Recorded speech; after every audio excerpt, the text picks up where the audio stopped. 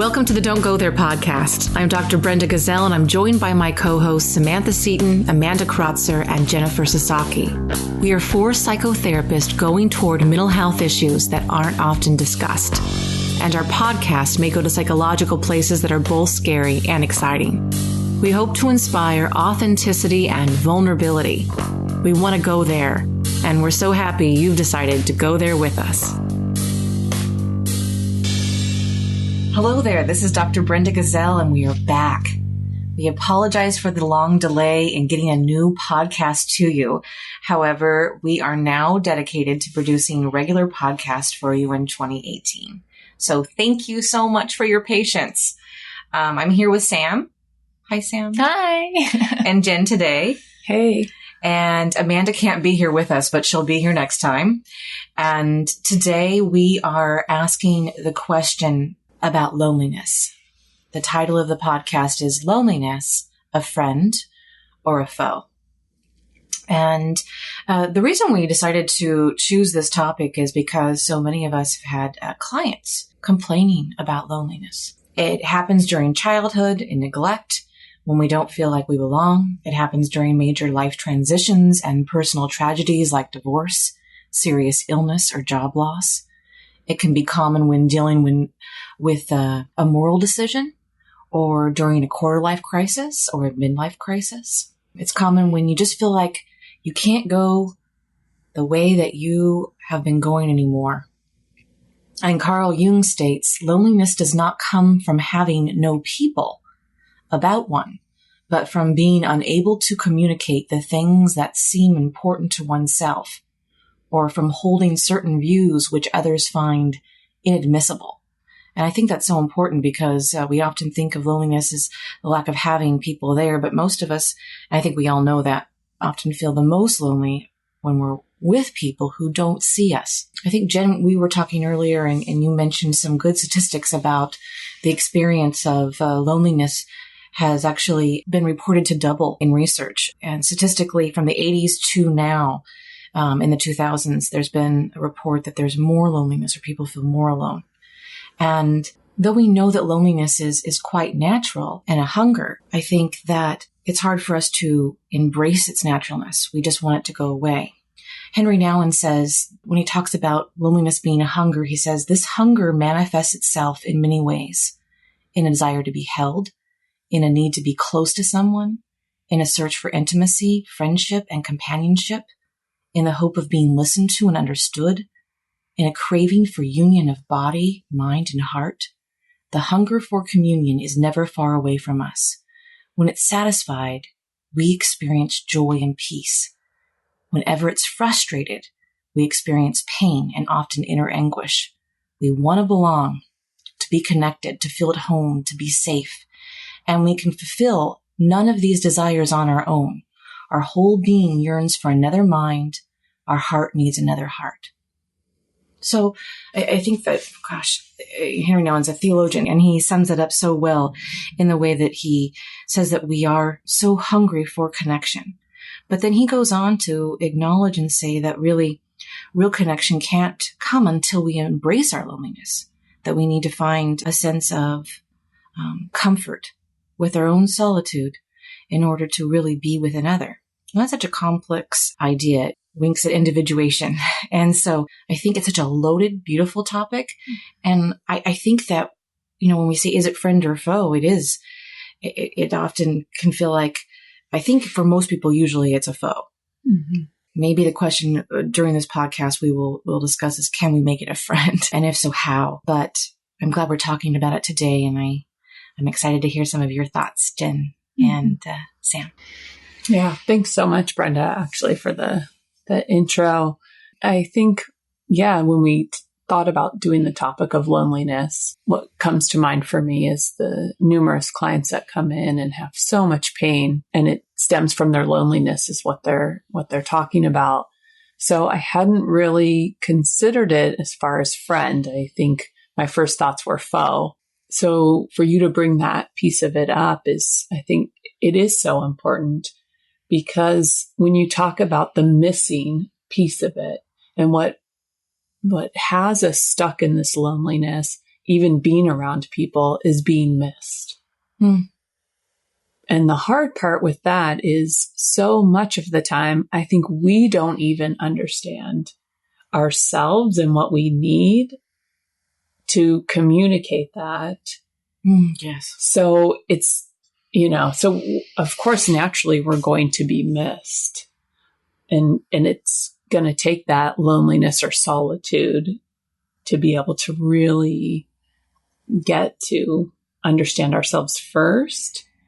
And I'm in the camp of, I don't want to do that part. I want to skip over that and just fill my life with more friends, more activities, more things, more travel to not feel lonely. So I think that's a good thing that you bring up.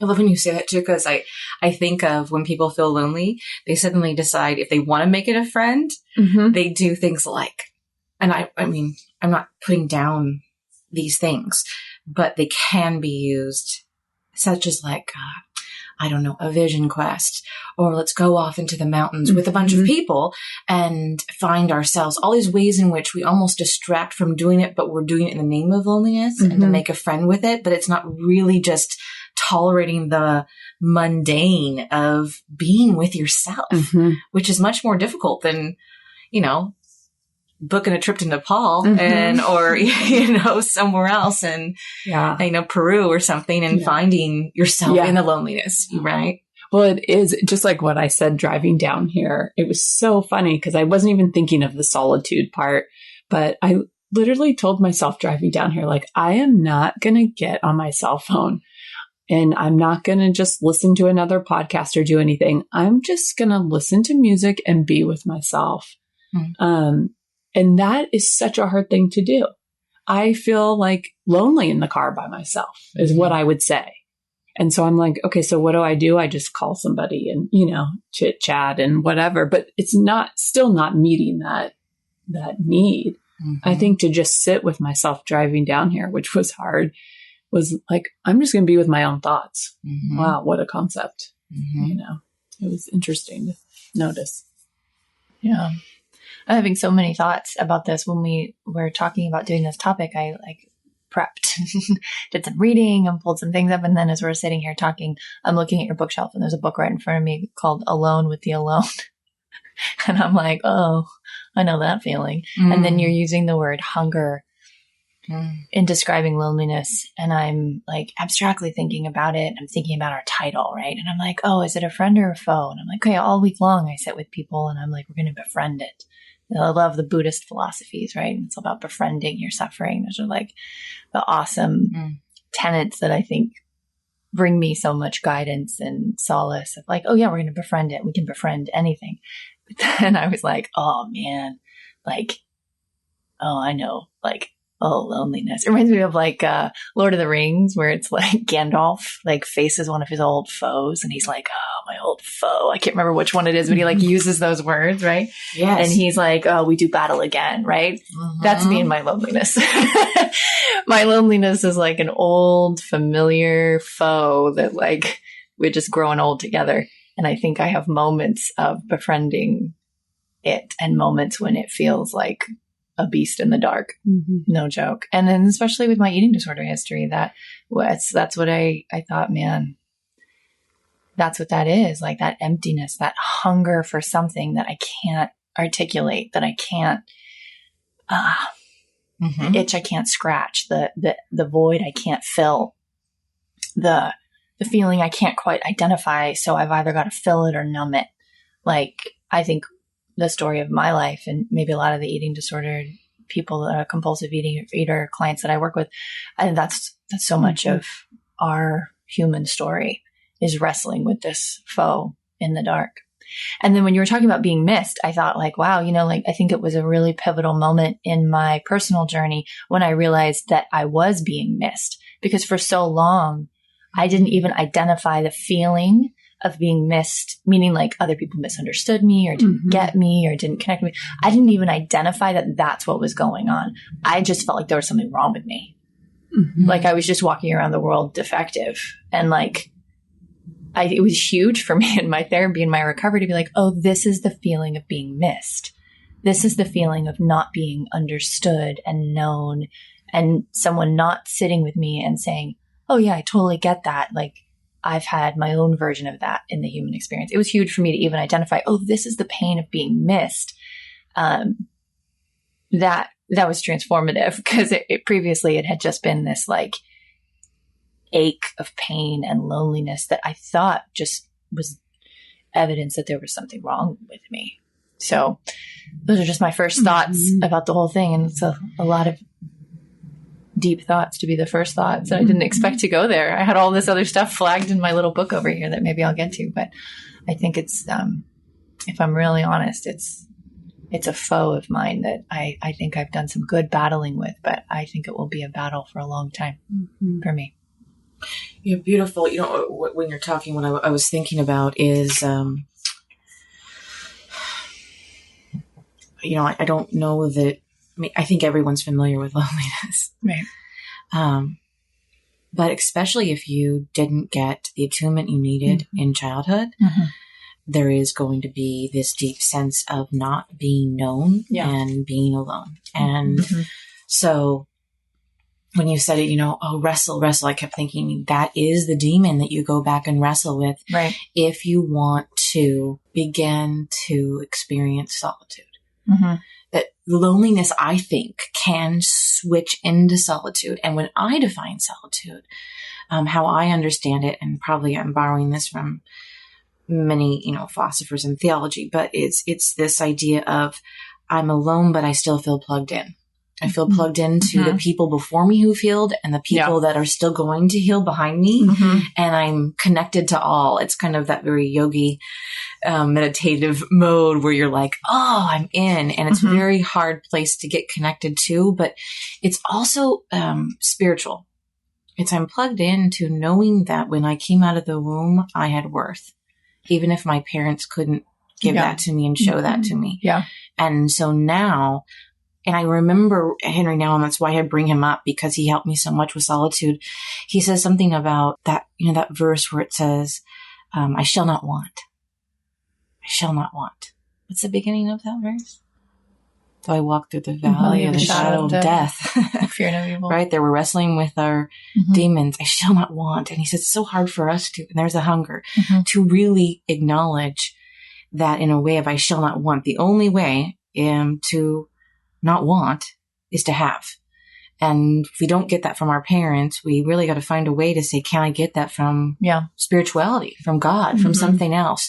And and he says, I remember there's this little paragraph in one of his books, and he says, keep repeating that to yourself until it becomes internalized. I shall not want it, because you won't believe it for a long time. I shall not want, but repeat it. But God, with him, I won't want. And then you go back to people and you forgive them. You go back to people and you say, I'm so forgive you that you will not be able to meet my needs. Because if I go to you and I try to get what I want from you, I'm going to be so disappointed all day long, and I'm always going to feel lonely. That's kind of the human experience. Everyone will make you feel lonely if you if you don't acknowledge that you're always going to be hungry, and that there's only a way to plug in. And in that moment you feel you don't want. Does that make sense? Yeah, it definitely does. Totally. I'm preaching now, but it was spiritual. Well, I think going back to the childhood piece is so important, because when you talk about, like, you know, feeling that worth in childhood, but most of us don't, because most of us don't get what we need. You know, I shouldn't say most of us, but a lot of us. I was going to say the statistics actually say, right, that most do get what they need, that we most fall have in the good minority. enough parents. Yes. As psychotherapists, we feel that from who we're the majority. I know. But we're actually the minority. Right. That's why I need to correct that. Maybe the majority of people we hang out with all week. Yeah. The majority of people in this room. The 1% that we see didn't have good enough parents. Right. So it's not getting that attunement. And if we're not, our parents reflect back to us who we are in the world.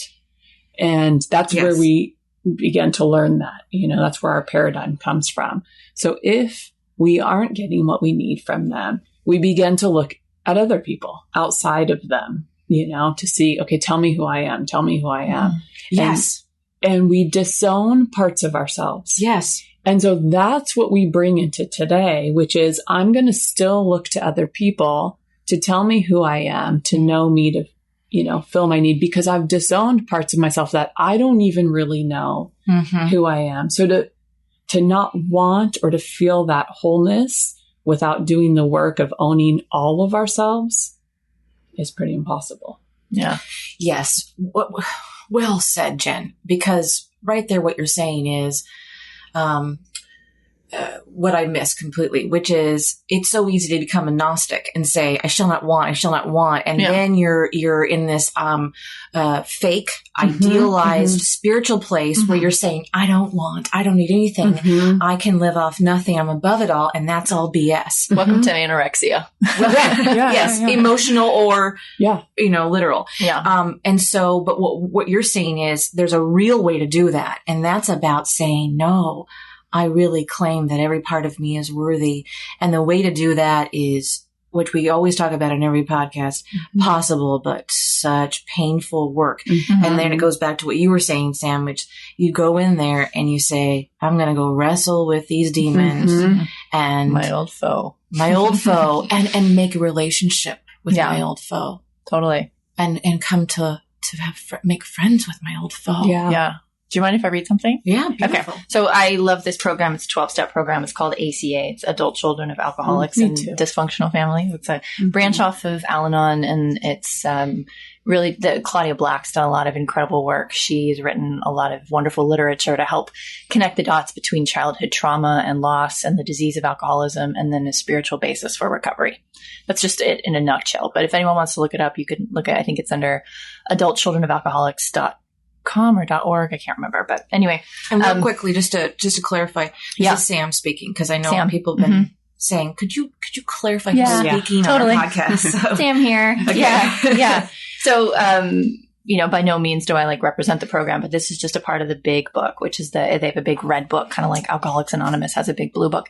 But it says here, I'll just read. It's a paragraph or so bear with me. It says, intense emotional pain or an extreme sense of hopelessness can be the gateway to a traumatic spiritual experience.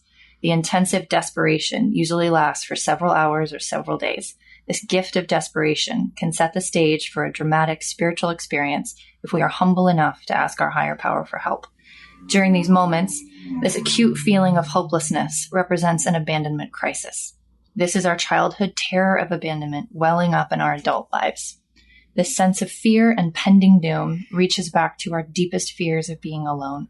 Some of us have felt this creature in previous steps and found relief. For others, a final showdown is necessary to face our fear of abandonment once and for all. If we are willing and sincere, we learn that we can survive our feelings and our worst fear.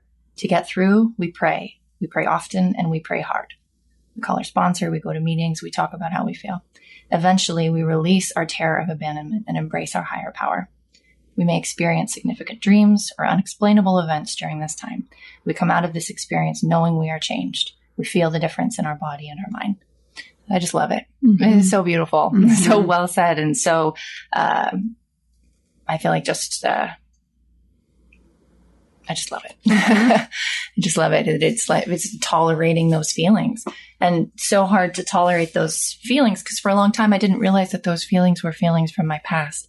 Didn't realize they were my childhood loneliness. Didn't realize they came from this place where I should have felt known and valued and treasured and understood.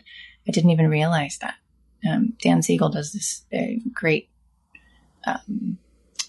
work, but I was listening to one of his lectures not too long ago, and he said something about the difficulty with some of these painful feelings is that they are memories, but they do not come with a felt sense of it being a memory.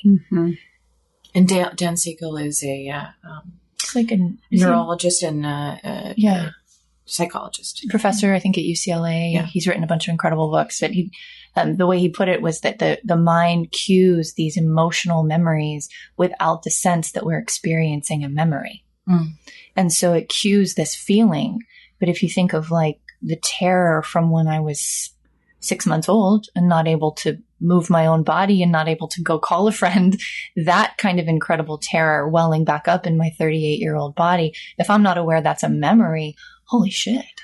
It's hard. What am I wrestling with in those moments? So knowing that if it's really, really big, it's really, really old, I think has been one of the saving graces of my journey with this. It's like, shit, if it's really, really big, I just try to blind trust that it's really old. And then I'm like, if it's really old, then I can tolerate it. I can hold it and watch it kind of alchemize and transform. But, yeah, Dan Siegel will say that things that are wired together fire together. And so you get that if you have that similar experience and somewhere it's stored in the brain together, then I always say it just grabs like the reservoir of feelings that are still stuck there if they haven't been processed yet. And so a lot of times I'll look and go, does this situation warrant this reaction? And if I'm like, no, like in my adult mind in today, it's about a 3, but I'm feeling it at like a 9, then I'm like, okay, this is grabbing. Or 9,000. Yeah, right. 9,000. Yeah, but for the longest time for me too, I was like, does not having a boyfriend warrant being this terrified? Yeah. Totes. Yep. 100%. Yeah.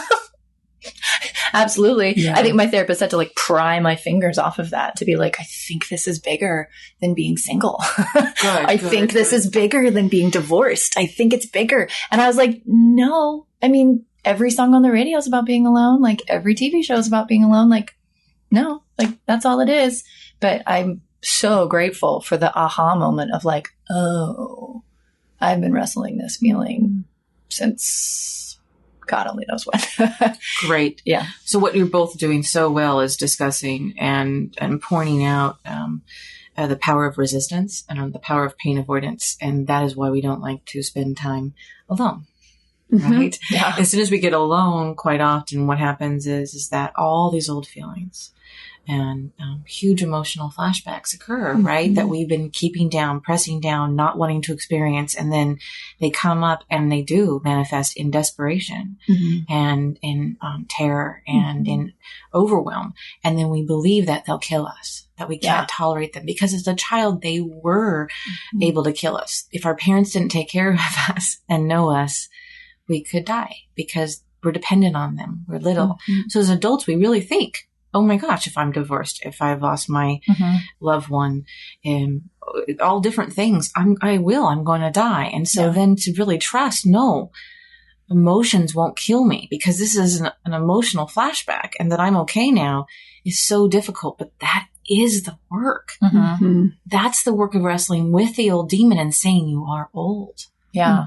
And that I'm okay now and that I actually can tolerate far more than I ever realized. Yeah. And that the job of an adult is to lick my own wounds, find my worth in something more than myself and a creator, and then to stand and look at the other person and forgive them that they can't give me what my parents didn't give if I am in a relationship or if I'm going toward relationship. Right. And that's where we fall short all the time because we want someone else to fix that old wound. We want to distract from that old wound. So usually another person can't do it. So we choose drugs, alcohol, gambling, and the many other choices that are out there. Yeah.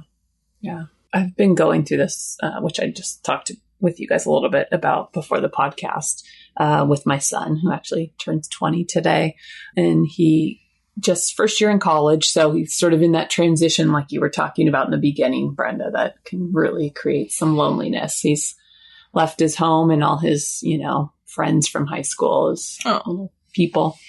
And so he got a girlfriend right away. In fact, they met before school even started. They, talked through FaceTime and showed up first day of school. That was his girlfriend. So he had that connection and they just broke up. So it had been like 6-7 months and he's really struggling. And he called me this week just sobbing because she's already moved on and he said to me, I know logically, I look at it and go, I know she wasn't for me. She wasn't the best thing for me. She has addictions and struggles with eating disorder stuff.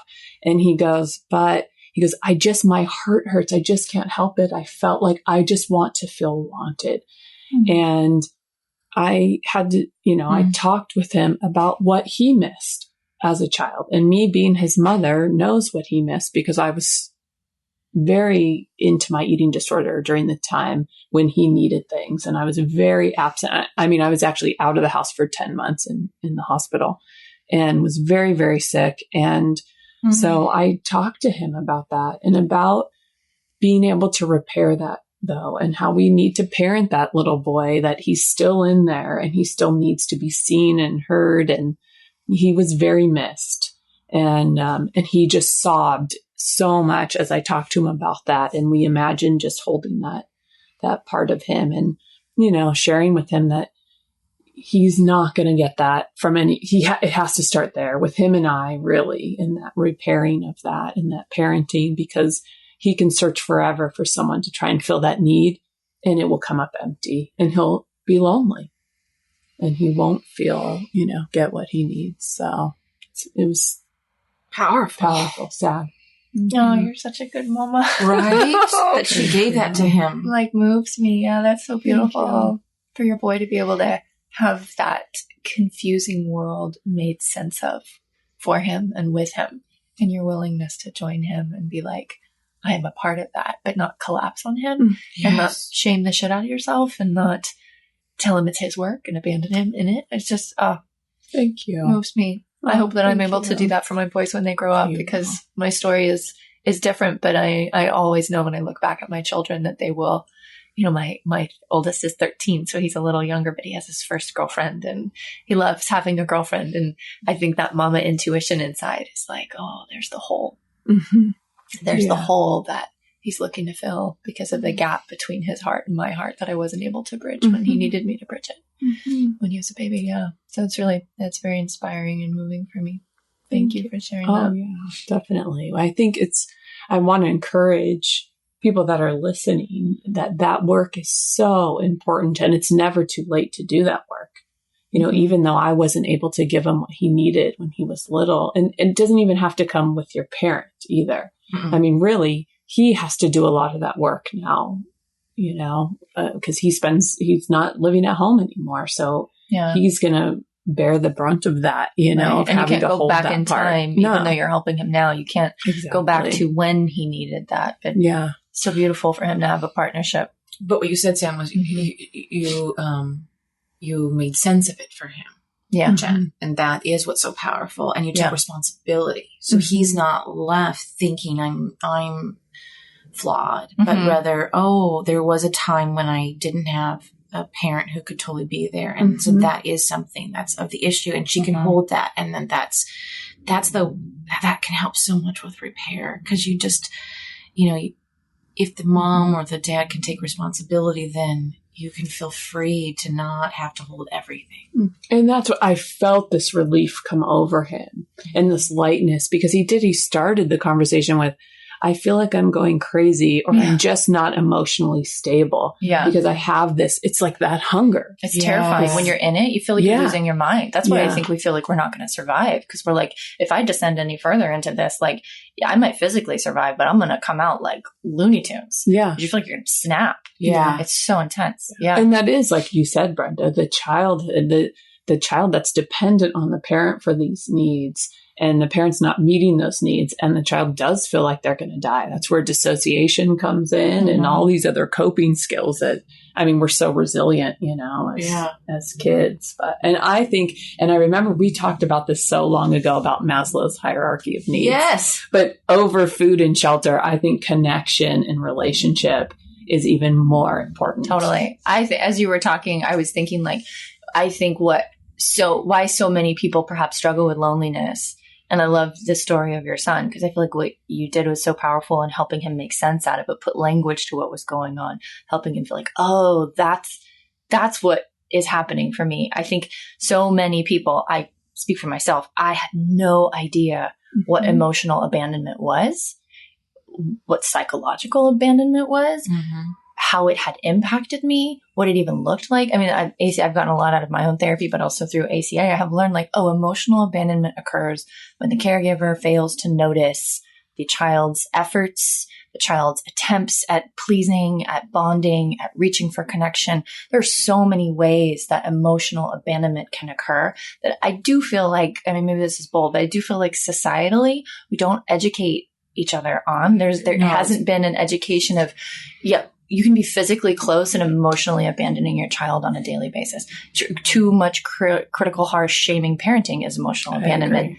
No, Alice Miller is, she preaches that, and it's very true that we have a problem societally. Yes. There's a societal problem that we are not taking in consideration of how desperate, dependent, and needy our children are. Yeah, how tender and like how hungry for our approval and the joy in our eyes they are, just to get a reflection back of like, I'm okay, we're okay, you love me. Yes. Yes. Totally. Sorry, I didn't mean to interrupt, but I just was like, oh, so good. I totally. You. Oh, you're so passionate. I agree, especially with, and so many times as parents, we go, oh, we have this certain idea of how our kids are going to be, or this box that they're going to fit in. Or how they should. Or that's what I mean. Yeah. And so we can completely miss them. Obviously, not intentionally, not maliciously, I should say, but, I thought I'm going to have a soccer player and, not good at soccer. And doesn't like sports. Maybe he's more artistic. And I try and force this issue and completely miss this other. And that's where we begin to disown parts of ourselves too. Absolutely.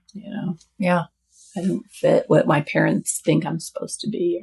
And so, yes, I love that we're talking about this because I think that it is hard to acknowledge, own, and realize that you've even been emotionally abandoned.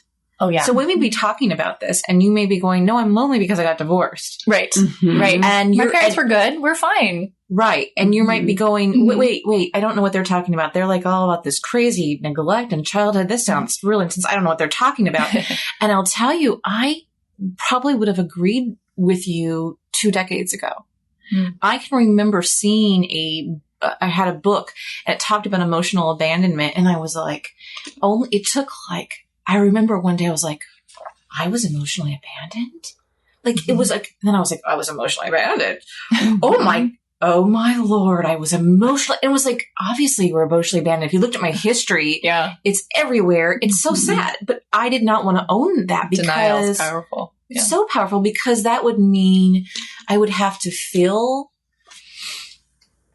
such loss that I had been avoiding and distracting from and really feel the loneliness that I had done a really good job at keeping at bay because all I decided was to prove my worth or give up on it. Either way, I did both. I went on, I don't care. I'll just be not worthy and kind of, annihilate myself or become totally worthy, but they're both fighting away from actually just saying, I have to grieve that. And that is, I think it felt too much to grieve.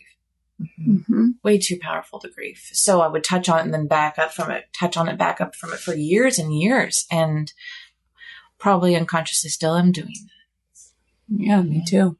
Yeah, me three. Yeah.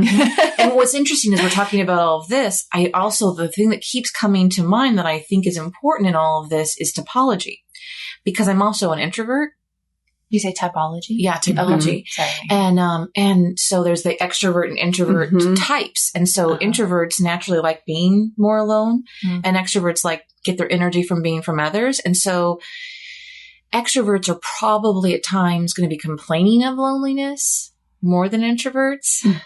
And so I think that's an interesting piece we should bring into the mix because I know for me, I can spend so much time alone that I am often in awe that I probably sometimes I'm like, I could probably just not have contact with anybody for in my mind for, I don't know, a year and I would be fine. In my mind, I think that because I just am very introverted and I can very much enjoy being alone. But then I have to wonder, is it a self-care system that's so intact that I've been so used to not needing that I get caught up in that? I don't know. So, and I realize that my inferior function is extroversion, that I need to put myself out more and be vulnerable more. And it's so hard for me. And so does my husband. We're both introverted, so it works really well. But then I think of extroverts who get their energy from being around other people, and it's going to be really extra hard for them to be alone because it's not just wrestling with the demons. It's also wrestling with, it's going to make them feel lower in energy when I'm actually gathering energy from my time alone. So I just think it's an important piece to bring in. What do you guys think about that? Yeah, I mean, I think so too. I mean, I'm definitely an introvert. But what's funny is like what I said driving down in the car, but I hate to be alone. Isn't that interesting? It is and interesting. it speaks to my loneliness piece. Right. I think I don't want to sit with myself. I feel safer being alone because relationship is scary and vulnerable. Mm-hmm. So I feel it's way easier and I feel more recharged being alone. And also being out there, I think for me is more of a performance. Mm-hmm. And it's still, it's still protecting from that vulnerability. It's still not accepting parts of me. So I'm out there with people, but I'm missed. So it's just work all the time. Yeah. So then I'm like, okay, so at home I can just, be myself. I don't have to do all those mental gymnastics or those things. But I think that's such an important part of loneliness is that so often people are out in the world and it looks like they're connecting to people and really they're just pushing down all of their needs, desires to be known and doing what they think the other person wants from them. And so they're left feeling even more lonely. Yeah. And so that's why it's so important to figure out who you are and enjoy yourself before you go and connect, but that's such hard work. It is. And I think making it safe for yourself, because it's one thing to really know yourself and another thing to say, I'm also going to know myself and present myself openly to someone else. And be authentic. And I think that's hard. So it's easier just to stay home. But then when I stay home, I got to just sit with myself and it takes work too. So I don't know. Yeah. I have a hard time with like the typologies or like the categories. I've always struggled with those. I think on some level they can be like a helpful introduction to the self-exploration process. But I feel like it's hard to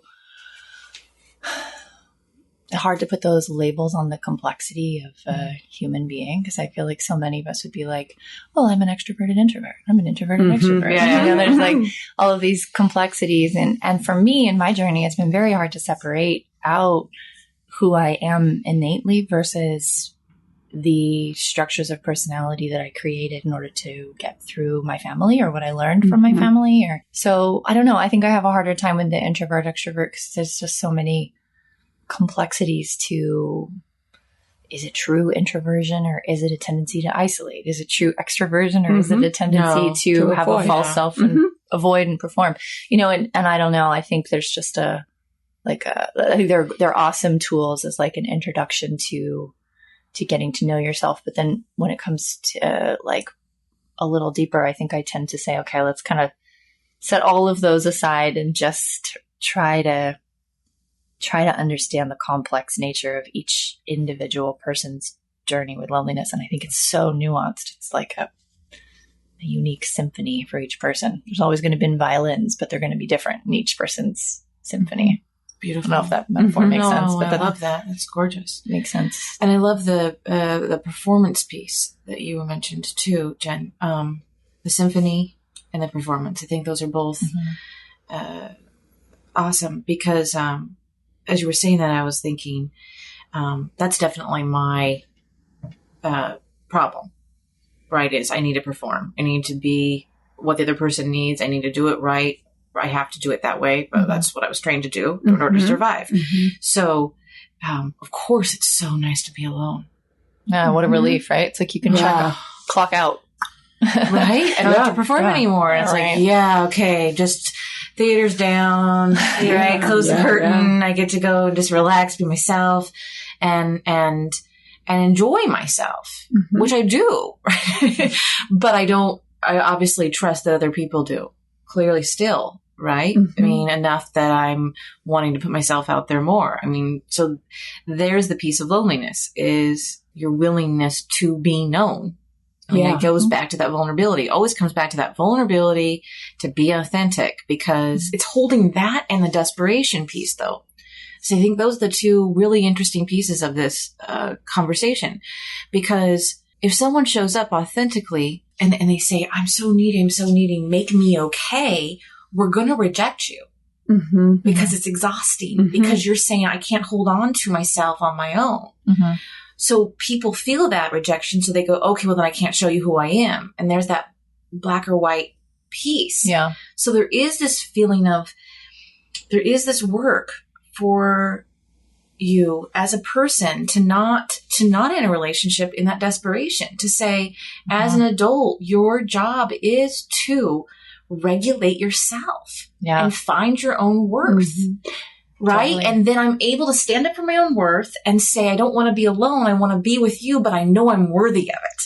Yeah. But so often what happens is people feel lonely because they're looking, and we've touched on this again and again, and we've been circling it, but I just want to say it real clear. We go out there and we go, you need to make me feel worthy.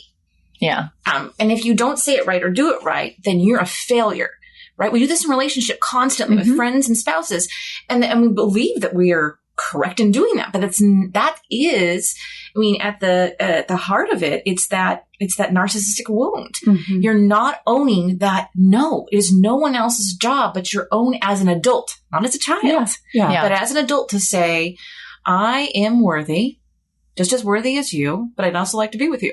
Totally. And if you say something that makes me feel not worthy, that's my own crap, and I'll have to think about it. But it's not your job to make me feel okay. So it's that regulation that we're asking everyone to do that's getting in the way of having an intimate relationship. And it's at the heart of loneliness. Yeah. Absolutely. Yes? Yeah. Absolutely. Yeah. And I think too, the other pieces, and I know you said it is absolutely the responsibility of the person to take care of themselves, because nobody else can meet that need or fill that spot.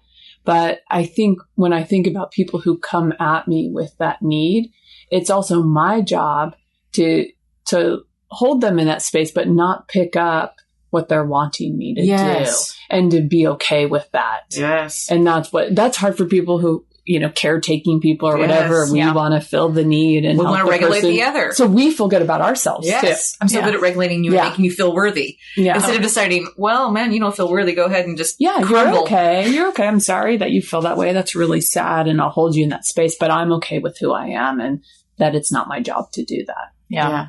So. This is I hope we're making this clear for the audience. But go ahead, Sam. I think so. I love Liz Gilbert, and there's a great quote. This was a powerful quote in my life, but it touches on exactly what you were saying. So I pulled it up. It says, when I get lonely these days, I think, so be lonely, Liz.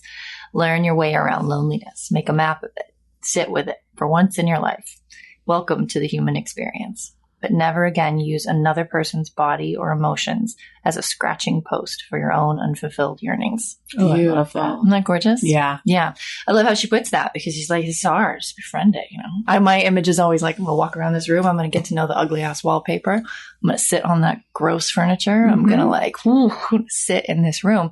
And it was powerful for me in my recovery. I remember when I had this aha moment that I had been using a boyfriend.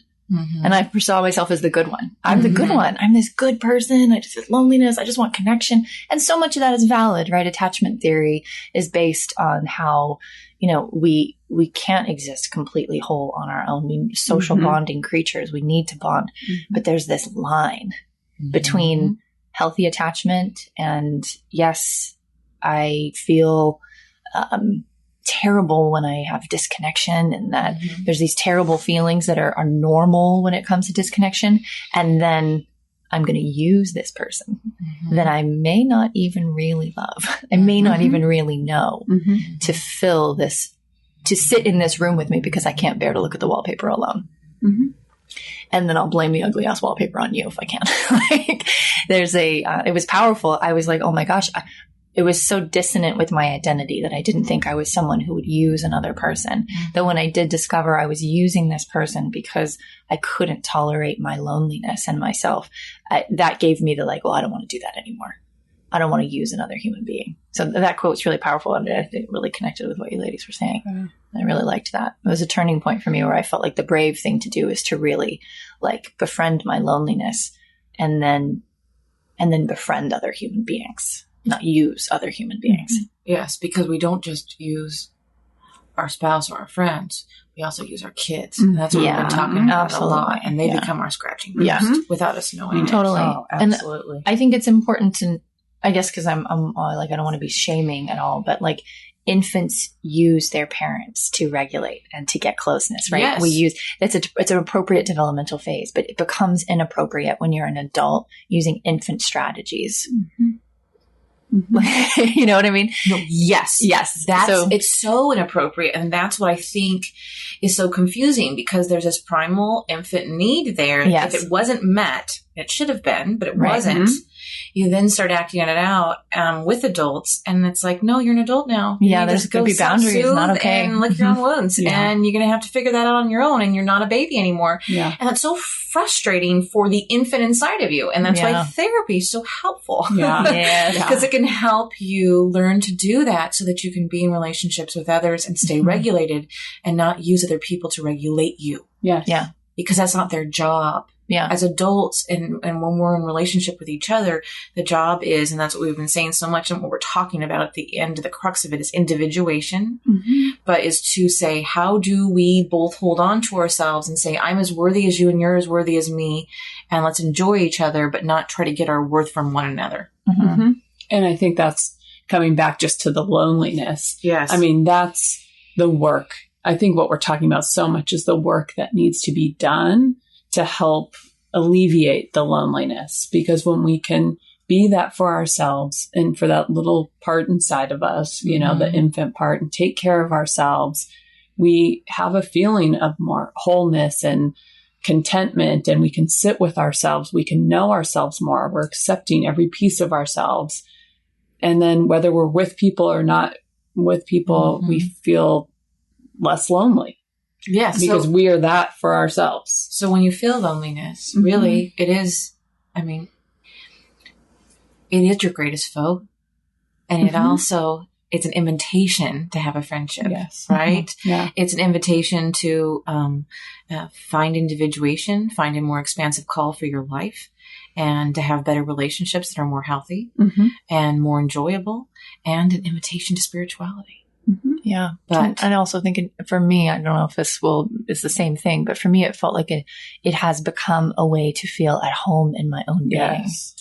And for me, that is worth any Lord of the Rings epic battle, to feel that the fruit of that is to feel at peace and at home in my own body, in my own room on a Tuesday at 11:15. Yep. That is the greatest gift. It's so beautiful. Yeah. I just want to interject that. That's good. No. And I think that's what makes it a worthy quest. Oh, so worth it. Because, I mean, obviously you're like, well, no, I could be lonely and sit here and do that painful work that sounds really awful. Or I could go, distract and find a million ways to do that. Yeah. Mimosas on Sundays are great too. I just think you'll forever be lonely. You'll forever struggle with loneliness, trying to distract, trying to look. Yeah. So what are we saying though? You'll forever struggle with trying to find your worth from something else. Yeah. To externalize your worth. Yeah. Yes. Totally. But the work is always to bring it back in and say, yes, I have innate worth. And if you're, spiritual, I have an innate worth because I was created by God. Yeah, absolutely. Yeah. And I can hold on to that. And then hopefully it helps me from getting so dysregulated and shaken. Yeah. Yeah. And I think it's always a growing process. Well, it is in my life. It's always been a growing process, like that spiral staircase of yes. I go through this and then I get to a place where I'm at home, and then I'll wake up on a Thursday and be like, I'm not at home in my body today. What the hell? And I'm like, oh, he's back. But knowing that foe comes around, it's a program we say more is always revealed. More is always revealed. The depth of the pain is always dropped into a little deeper. And then you build up this tolerance to cope a little more and a little deeper. And then you stop resisting it and you invite it in a little sooner.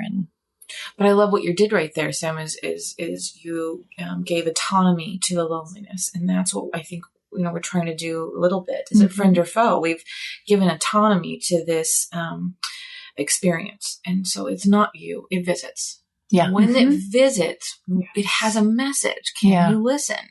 And so that's the work, to say, why is loneliness visiting? And yes, you are a foe, but you know, what do you have to say? Why are you here? I love that. Yeah. And I think the reason it's so hard to let it visit is it's a mean mofo, because I think the pain of loneliness comes. Yeah. I think the reason it's so painful is because it comes screaming, shaming messages. Yes. It doesn't come introducing itself as all the things that we have come right now. It comes screaming you're a failure. Yeah. And it comes screaming your life is going to always be like this if you don't do something. It comes screaming all of these deeply shaming messages.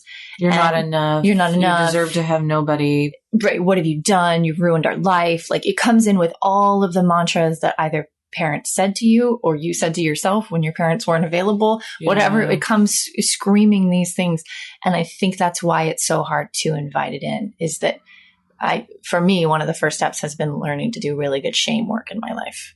Mm-hmm. Learning how to be like really good, like shame busting and really good kind of almost counter arguments. And like, I will hear what you have to say, but that's not the language we're going to use to me. Like chances of me being a failure are statistically pretty low, right? It's impossible to be 100% bad, possible to be 100% good. What do you have to say to me? I'm scared. Mm-hmm. Okay. Yeah, me too. We can come in, we can be scared together and we can cry, but I'm not going to, like, I have to do the shame busting of that autonomous, like the state of mind. It's like this thing that comes into my brain. I think that's why it's so hard to sit with. Yeah, because shame, that's good to make it autonomous as well, because shame does come in. And if we can say, thank you very much, shame. I know that you're coming because you think you're going to help me. Because when I was a child, to blame myself was easier than to feel the profound loss of not having parents who could attune to me. Mm-hmm. And to make myself bad was easier to acknowledge that I didn't have good parents who could take care of me and I might die. Yeah. That was helpful then. It's no longer helpful now. Mm-hmm. So hello, thank you for trying to help. You are not helping me. Take a seat. But if I really need you, I know you're there. Yeah. And letting it have its own autonomous self is profound and powerful. Much easier said than done. Right. I was going to say, this is after a decade of therapy and years of program and lots of failed attempts. So I think it's like, hopefully people listening will feel like there's some hope, I think is what I'm trying to convey. There's some hope. It's a worthy cause, but we don't do it alone. And I think that's the paradox, right? We're talking about like, befriending your loneliness, but sometimes we need help befriending our loneliness from someone who's trained to do that. That's the only reason I've been able to befriend mine is with the help of others that were willing to sit where our parents should have sat in my life. Sorry, Mom. But yeah, I think it's hard to My beautiful mom will listen to this, and Mom she couldn't give me what she didn't have. It doesn't mean she wasn't a beautiful mother, but she couldn't teach me these things. Mm-hmm. And so I've had to learn them from other beautiful men and women.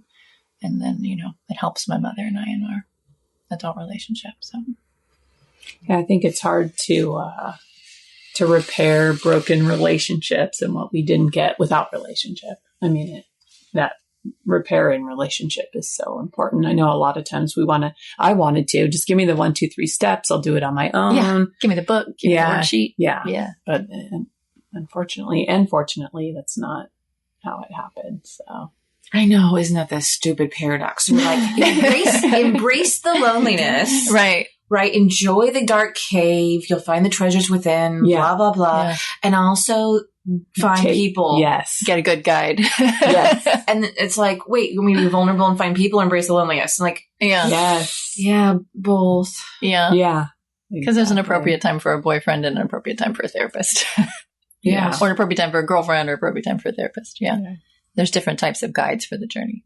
Different kind of companions. I do love what you guys both said about the shame, though. I think that is so important to bring up, especially, again, I always go back to social media, but I'm like, you look at everybody else like, oh my gosh, they have this kind of relationship or this, just by a picture, a highlight reel, and I think, wow, I'm so lonely because my life doesn't look like that.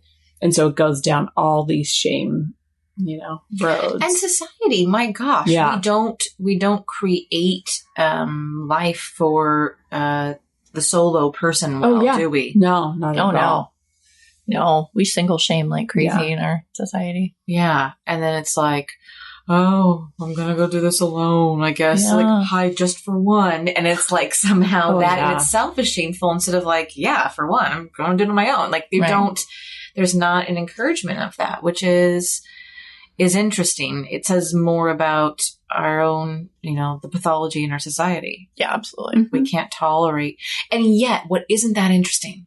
Because we're always kind of idealizing the individual. Yeah, absolutely. Independence. Don't be too dependent. Don't need people. I think it's the nature of the confusing emotional abandonment of our society. Mm-hmm. That's like a really confusing parent. That's like, well, you shouldn't really be alone, but you should be capable of doing everything on your own. Right. Or you're like, oh, you should so never really meet anybody in anything, but get married and have kids. Yeah. Yeah. Yeah. Yeah. Absolutely. That's super confusing. The only other thing I wanted to say, because I thought the point that you made, Brenda, about shame and where that comes from is so important. So I did just want to highlight that about please. As a child, feeling, and the way I've understood it too, is just, it's so hard to feel so helpless when you're dependent on people who aren't meeting your needs or who are chaotic, so we cannot feel that helplessness or we will die. So we shame because it gives us a sense of control. Yes. Because we go, oh, if I can change this, it's just me. Mm-hmm. I'm bad. If I work harder at this, if I do this or that, then... Or if I'm 5 pounds thinner. Or if then whatever. Mom will love me. Then dad will give me what I need. Then I'll be safe. And so that's where all that shame comes from. And I just wanted to highlight that because I'm so happy you brought that up because it's, it's so... We forget how much of a care system it is. Mm-hmm. That it's actually this part of us. The shame actually is coming in and it's trying to give us a sense of control. Yeah. So we don't feel so powerless as a child. Trying to give us something to do. Yeah. Something to do. Fix yourself so you don't feel so like, oh my gosh, I'll just die and there's nothing to be done. It's okay. Let me just be better. Yeah. Let me just be better. And it brings hope. Yes. As a child, you go, oh. And an adult. Yes, absolutely. Yeah, let me kick myself in the ass so I'll change the way I'm doing stuff so then I can get what I want It's why people have a pathological fear of being tender towards themselves. Yeah. Because they're afraid they'll stop improving. Mm-hmm. Mm-hmm. Yes. Totally. But the research shows the opposite is actually the truth. Another one of those damn paradoxes. It is. If you're tender and compassionate to yourself, you actually start doing better. Isn't that an amazing idea? Yeah. So hard to accept. Totally. I mean, my marriage, my husband and I, we worked so hard at this. We both take turns swinging to like, I'm so sorry, I'll be better. And then we realize it doesn't work. What works is grace. What works is both of us just communicating, well, that was hard for me. And the other one being like, well, I'm really sorry. That's not what I meant. This is where I'm coming from. And then just wrestling with the pain and loving each other where we are. That's the only sane solution. We tried them all. Trust me. We've tried beating the crap out of each other, beating the crap out of ourselves. I mean, not physically, but like, right. Like, I'm going to be like self-improvement and just like, oh, I got to be better at this. I'm so sorry, but yeah, we can gradually improve, but that comes from feeling like it's okay to be who you are. So there's this paradox that is really powerful and scary to let go. I saw that abandonment history, right? Though, because I'm like, what if I don't improve? Yeah. What if I let go and I love myself and then I'm alone forever?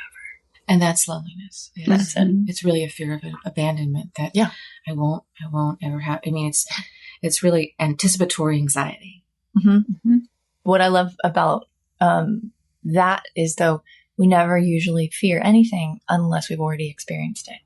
Yes. So if it's anticipatory anxiety, then you're anticipating something you already know, which means you've already been through it, which means you've already survived it. Which means that you're just actually coping with an old feeling and that won't kill you. Yeah. And you just got to figure out how to cope. It's great how we could talk about loneliness and it branches off into so many different things and comes back around to sort of the same things. The same things? Yeah.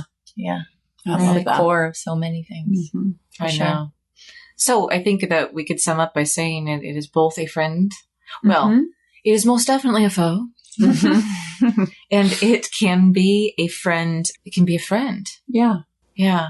And real quickly, I have to say one more thing. It's interesting when I said that, I just thought again, though, of this idea of someone wanting to go after it as a friend into a way that they don't actually discover it. And I'm picturing like, I'm just going to go be with the monks and befriend my loneliness, and then in a way and be silent and just be there with myself, which is a great exercise, by the way. It's pretty powerful. But at the same time, there's a sense of, again, going towards performance and trying to get something instead of just saying it's in the mundane, it's in the everyday, it's in you driving here in your car, Jen, and saying, let me just like check out for a minute and realizing, oh, there's anxiety visiting and I don't really want to sit with myself. And so I need to maybe get more in tune with my inner world right now. And it's an everyday practice that we can all do, that we all respect that it's painful and difficult. Yeah. You don't have to go far to find it. You don't have to go any place. It's within you. And it is just finding that friend of loneliness within yourself, and it's right there all the time. And I do want to mention one other thing, which was, I think as I think about the audience that might be listening to this, and I think about people who really are like, but wait a second, you didn't lose your husband, or you didn't lose your wife recently, or you didn't just go through a divorce, or you're married. And so you don't get it, or you don't understand, you haven't had this. And that, first I want them to know that we respect their grief, which is different than absolutely just loneliness in itself. It's, if you've been with someone for, say, 10 years, 5 years, 2 years, 20 years, how profound that is to go through a loss. And that's more than loneliness. That is letting go, a way of being, and then entering into a new way of being. And so that's multifaceted. Yeah. There's so much death and loss in moments like that. Your whole life is a part of that, like, death and rebirth process. It's excruciating. Yeah. So that's different than I think absolutely what we're speaking of. And then I was also thinking of, though, remember that you look around and I know you know this if you are single, or you're thinking, oh, I'm alone and you're not, but that so many people are with spouses or other people or all of that. And we do forget that doesn't mean they're connected. Absolutely. Yeah. And so, the truth is that the more and more you do this work, there is a way in which I think you become a little more, I always say your tribe will shrink. The more that you get to know yourself and you're really interested in authentic connection, and you don't want to do the BS connection of life, the superficial connection of life, you're probably just going to have a small table of people. It's not going to be a big one. And it's going to be, if you're wanting that real quality connection of not feeling alone. That's so often when we see big parties, we see people connecting. It looks like they have such a great community. They're not having this authentic, deep connection. They're just together. Yeah. And they may feel really alone, but to really be connected, it is for, it's a smaller tribe, and it is a rare few of us that really want to do it. A lot of people are just content with, the superficial. Yeah. Yeah. I think we're talking about loneliness in the sense of not being seen, felt, heard, understood. And that is going to be in a lot smaller, you're going to have your 1 to 2 to 3 people that can take the time to do that, and that you can really be vulnerable with. So absolutely. All right. Well, I think we did it. Any last final thoughts? No, I'm good. I just wish people would actually write in with questions on this one, because we covered so much that even when you ask, like, I wonder what the audience is, Or thoughts or absolutely. I would love to hear feedback on this one as far as just any questions that you would have or further thoughts on what we've talked about, because it has been pretty broad. Oh, we love any feedback and encouragement. As it comes in, please give it to us. And we look forward to giving you more podcasts soon. Thanks so much. Bye. Thank you for choosing to listen to the Don't Go There podcast. If you enjoyed our podcast, please review us on iTunes. To learn more about any of us, go to www.don'tgotherepodcast.com or www.gazellepsychotherapy.com. Thanks again.